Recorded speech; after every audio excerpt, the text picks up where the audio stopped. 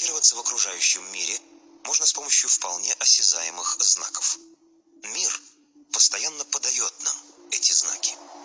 Наиболее известный и распространенный вид знаков – это приметы.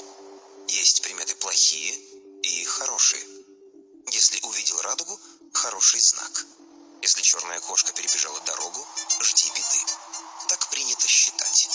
Общепринятые приметы сформировались в результате многократных наблюдений и сопоставлений. Если процент срабатывания приметы достаточно высок, выявляется закономерность, которая становится достоянием общественного мнения, поскольку люди постоянно рассказывают друг другу о странных явлениях.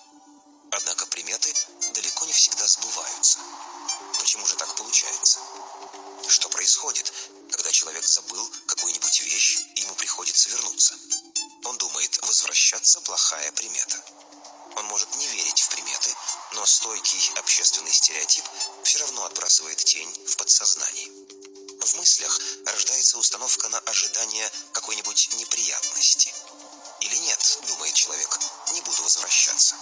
Но это тоже не помогает, потому что ровное течение уже нарушено, и человек в какой-то степени уже выбит из равновесия. Ожидание беды вносит свои коррективы в параметры мысленного излучения, и человек переносится на линии жизни, соответствующие этим параметрам. Он получает то, чего опасается.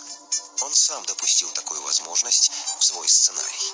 Именно поэтому вероятность срабатывания приметы возрастает. Как видите, общепринятая примета сама по себе не может служить законом или даже закономерностью. Почему именно черная кошка служит для всех стандартным дурным знаком? Или с какой стати черная кошка может оказать какое-то влияние на нашу жизнь? Влияние оказывает не она, а ваше отношение к примете. Если вы верите в приметы, они будут участвовать в формировании событий вашей жизни. Если не верите, но сомневаетесь, влияние примет ослабнет, но все же останется. Если не верите и не обращаете на них внимания, они не будут оказывать на вашу жизнь никакого влияния. Все очень просто. Вы получаете то, что допускаете в сценарий своей жизни. Человек, рассматривающий приметы как предрассудки, не имеет в слое своего мира никаких признаков их исполнения. Приметы действуют в слоях чужих миров, потому что те люди находят для себя подтверждение, а наш неверующий нет. Если приметы сами по себе не оказывают влияния на события жизни, тогда о каких путеводных знаках пойдет речь? Черная кошка не может оказать влияние, но она может служить знаком, предупреждающим о событии, которое будет иметь место на пути течения вариантов. Вопрос только в том, какие знаки считать путеводными.